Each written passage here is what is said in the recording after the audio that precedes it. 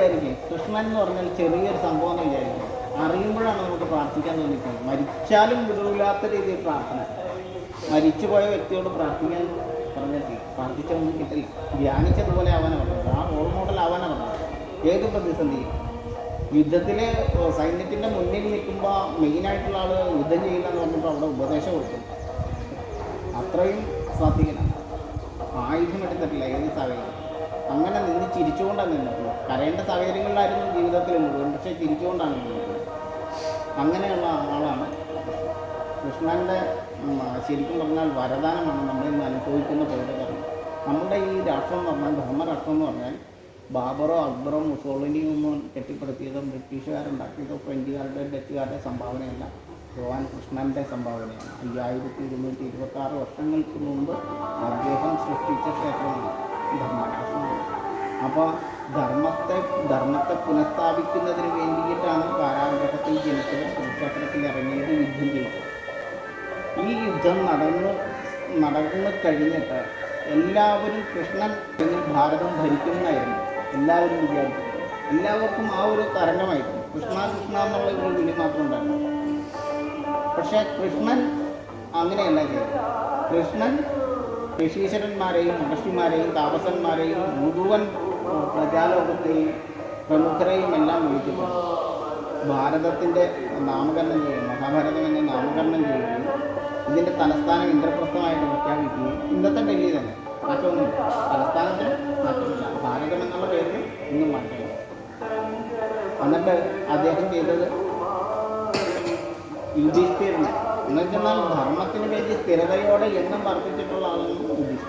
ആ യുധിഷ്ഠിരനെ പിടിച്ചിട്ടാണ് ധർമ്മപുത്രനായിട്ട് പട്ടാഭിഷേകം ചെയ്യുന്നത്. ഇപ്പോൾ ലോകം മുഴുവൻ നടന്ന കൃഷ്ണൻ അമ്മമാരെ, മാതൃജനങ്ങളെ മുഴുവൻ പറഞ്ഞ് കൊതിപ്പിച്ച ആ ധർമ്മരാഷ്ട്രത്തിൻ്റെ പൂർണ്ണതയിലെത്തുന്ന ആ ദിവസമാണ് ഈ പറഞ്ഞ വിജയദശമി. അപ്പോൾ വിജയദശമിക്ക് മുമ്പ് യുധിഷ്ഠിരനെ ചക്രവർത്തിയായിട്ട് നിശ്ചയിച്ച് കഴിഞ്ഞപ്പോഴത്തേക്കും ദിഗ്വിജയ ഘോഷയാത്ര നിങ്ങൾ കേട്ടിട്ടുണ്ടാവും. ദിഗ്വിജയ ഘോഷയാത്ര നടക്കുന്നു എന്ന് വെച്ചാൽ ഇടപ്രമുഖന്മാരെയും സാമന്ത രാജാക്കന്മാരെയും നിശ്ചയിക്കുന്നതിന് വേണ്ടിയിട്ടാണ് ദിഗ്വിജയ ഘോഷയാത്ര. ഇപ്പോൾ ഈ ഭാരതം എന്ന് പറയുന്ന ധർമ്മരാഷ്ട്രത്തിൻ്റെ സൃഷ്ടിക്ക് വേണ്ടിയിട്ടുള്ള യുദ്ധത്തിൽ പങ്കെടുത്ത 150ഓളം രാഷ്ട്രങ്ങളുണ്ട്.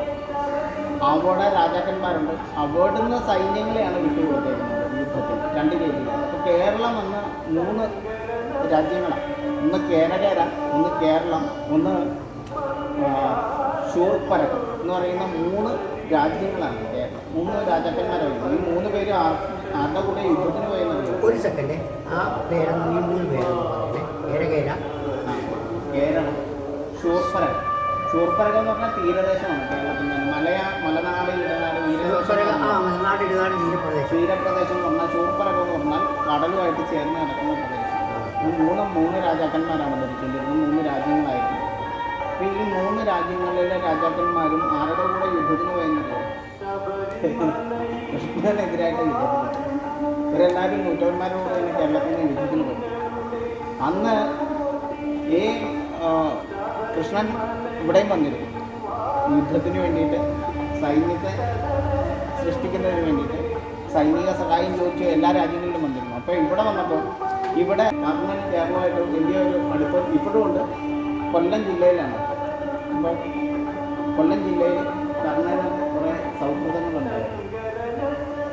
അപ്പോൾ അങ്ങനെ ഇവിടെ വന്നു കഴിഞ്ഞപ്പോഴത്തേക്കും ഈ കേരളത്തിലുള്ള രാജാക്കന്മാർ കൃഷ്ണനെതിരായിട്ട് സംസാരിച്ചു. അപ്പോൾ പറഞ്ഞു, ഇങ്ങനെ ഒരു ധർമ്മരാഷ്ട്രത്തിന് വേണ്ടിയിട്ടുള്ള യുദ്ധമല്ലത്, വേറെ ഒരു കുടുംബ വഴക്ക് തീർക്കാനുണ്ടായ യുദ്ധമാണ്. അതുകൊണ്ട് നമ്മൾ ഇതിനകത്ത് പങ്കെടുക്കേണ്ടതില്ല എന്നാണ് കൃഷ്ണൻ വന്നപ്പോഴത്തേക്ക് ഇവിടെ പറഞ്ഞത്. അല്ലേ തന്നെ ഈ ചോദിക്കാൻ വന്നേക്കുന്ന ആളാരാണ്? ലോകോത്തര ശ്രീലമ്പടനായിട്ടുള്ള ഒരാളാണ് വന്നേക്കുന്നതെന്ന് ആര് പറഞ്ഞു? ഈ കേരളത്തിലെ 3 രാജ്യത്തിലെയും രാജാക്കന്മാരുടെ അധികാരികൾ പറഞ്ഞു. കാരണം 16,008 ഭാര്യമാരുള്ള ആളാണ് വന്നേക്കുന്നത് ധർമ്മരാഷ്ട്രം സൃഷ്ടിക്കാനാണ്. പിന്നെ ആരാണ്? സ്ത്രീകളുടെ പുടവ എടുത്തുകൊണ്ട് പോയി കുളിക്കടവിൽ പോയിരുന്ന ആളാണ്, വെണ്ണ കെട്ട് തിന്നുന്ന ആളാണ് എന്നൊക്കെ പറഞ്ഞുണ്ടാക്കി തരാൻ പറയും കേരളത്തിലെ രാജാക്കന്മാരാണ്. ഈ പ്രജാലോകമാണ് കൃഷ്ണനെ പറ്റി പറഞ്ഞത്. കൃഷ്ണൻ ചെയ്തത് എന്താണ്? പുടവ കൊടുത്തത് നഗ്നരായി കിടന്നവരെ മോചിപ്പിക്കാൻ നേരത്താണ് പുടവ കൊടുത്തത്. അന്ന് പുടവ കൊടുത്തു കഴിഞ്ഞാൽ വിവാഹം കഴിച്ചെന്നാണ് അർത്ഥം. എന്നിട്ട് ഇതിൻ്റെ റിപ്പോർട്ട് തയ്യാറാക്കാനായിട്ട് എൻ്റെ ഇടയ്ക്കൊരു കാര്യങ്ങൾ പറയാം. റിപ്പോർട്ട് തയ്യാറാക്കാൻ വേണ്ടിയിട്ട് നാരദനെ വിട്ടു. നാരദൻ എന്ന് പറഞ്ഞ ജേർണലിസ്റ്റാണ്. ഗുജറാത്തിലേക്ക് നാരദനെ വിട്ടു കഴിഞ്ഞു. കൃഷ്ണൻ 16,000 പേരെ വിവാഹം കഴിച്ചത് സത്യമാണെന്ന് പറയാൻ വേണ്ടിയിട്ട് നാരദന്മാർ ഗുജറാത്തിൽ ചെല്ലുന്നു. അപ്പോൾ ഒരു വീട്ടിൽ ചെല്ലുമ്പോഴത്തേക്കും ഒരിടത്ത് കുട്ടീനെ കുളിപ്പിക്കുന്നു, ഒരിടത്ത് പശുവിനെ തീറ്റുന്നു, ഒരിടത്ത് അലക്കുന്നു, ഒരിടത്ത് വിറക് കയറുന്നു. ഓരോ വീട്ടിൽ ചെല്ലുമ്പോൾ അവിടെയെല്ലാം ആളുകളുണ്ട്. ആ റിപ്പോർട്ട് എങ്ങനെ വന്നേന്നല്ലോ, എല്ലാ വീട്ടിലും കൃഷ്ണനുണ്ടെന്ന്. വിവാദം പറയാൻ എളുപ്പമാണ്. എല്ലാ വീട്ടിലും കൃഷ്ണനുണ്ട്. ഈ ആൾ തന്നെയാണ് എല്ലാ വീട്ടിലും ഉള്ളത്. ആ റിപ്പോർട്ട് വിശ്വസിക്കാനും ആരുണ്ടായി? ആളുണ്ടായി. നമ്മുടെ സപ്താഹാചാര്യന്മാർ ഇപ്പോഴും അതും പറഞ്ഞല്ലേ നടക്കുന്നത് അല്ലേ? എല്ലാ വീട്ടിലും ചെന്ന് നോക്കിയപ്പോൾ കൃഷ്ണനുണ്ട്. ചിലയിടത്ത് കിടന്നുറങ്ങുമായിരുന്നു, ചിലയിടത്ത് കുട്ടികളെ കുളിപ്പിക്കുമായിരുന്നു, ചിലയിടത്ത് കളിക്കുമായിരുന്നു കുട്ടികളോടൊപ്പം, ചിലയിടത്ത് പുല്ല് പറിക്കുമായിരുന്നു, പശുവിനെ തീറ്റുമായിരുന്നു. ഇതെല്ലാം കൃഷ്ണനാണെന്ന് പറഞ്ഞ് കൃഷ്ണനെ ആക്ഷേപിച്ച ആളുകളാണ് ഇവിടെ. അപ്പോൾ അതാണ് ഭഗവാൻ കൃഷ്ണൻ. അപ്പോൾ ഈ ധർമ്മരാഷ്ട്രത്തുമായിട്ടുള്ള യുധിഷ്ഠിരൻ്റെ ചക്രവർത്തി പദത്തിലേക്ക് എത്തിക്കുന്നതിന് വേണ്ടിയിട്ട് നമ്മളുടെ ധർമ്മരാഷ്ട്രത്തിൻ്റെ ദിഗ്വിജയ ഘോഷയാത്ര പുറത്താണ്. ആ ദിഗ്വിജയ ഘോഷയാത്ര പൂർവ്വ ദിക്കിലേക്ക് ഭീമനാണ് നയിച്ചത്. എന്നുവെച്ചാൽ കിഴക്ക് വശത്തേക്ക് ഭീമൻ, തെക്ക് വശത്തേക്ക് ദക്ഷിണ ദിക്കിലേക്ക് സഹദേവനാണ്, പശ്ചിമ ദിക്കിലേക്ക് നകുലനാണ് പോയത്, ഉത്തര ദിക്കിലേക്ക് പോയത് അർജുനാണ്. വടക്കോട്ട് അർജുനൻ, കിഴക്കോട്ട് ഭീമൻ, തെക്കോട്ട് സഹദേവൻ, നകുലൻ പടിഞ്ഞാറ്. 4 ദിക്കിലേക്ക് 4 സഹോദരങ്ങളാണ് യുദ്ധം നയിച്ചത്.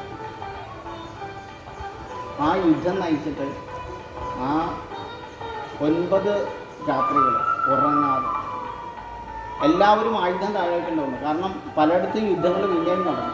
പല രാജ്യങ്ങളും ആക്രമിച്ച് കീഴടക്കിയിട്ടാണ് ഭാരതത്തിൻ്റെ രാജ്യത്തിൻ്റെ ഭാഗമാക്കുന്നത്. കേരളത്തിൽ വന്നൊക്കെ യുദ്ധം ചെയ്ത് കീഴടക്കുകയോ കേരളത്തിലെ രാജാക്കന്മാർ. അങ്ങനെ സഹദേവനാണ് ഇവിടെ വരുന്നത്, കേരളത്തിൽ വരുന്നത്. കേരളത്തിൽ ഭാരതത്തിൻ്റെ ഭാഗമാക്കാൻ വേണ്ടി സഹദേവനാണ്. നകുലൻ പടിഞ്ഞാട്ടാണ്, കിഴക്കോട്ട് ഭീമനാണ് പോകുന്നത്. അർജുന ഗർജനം, ഉത്തര ദിഗ്ജയം, അർജുന ഗർജനം. അത്രയും ഏറ്റവും ഉഗ്രമായിട്ടുള്ള യുദ്ധം നടന്നത് വടക്കോട്ടുള്ള ഭാഗത്താണ്.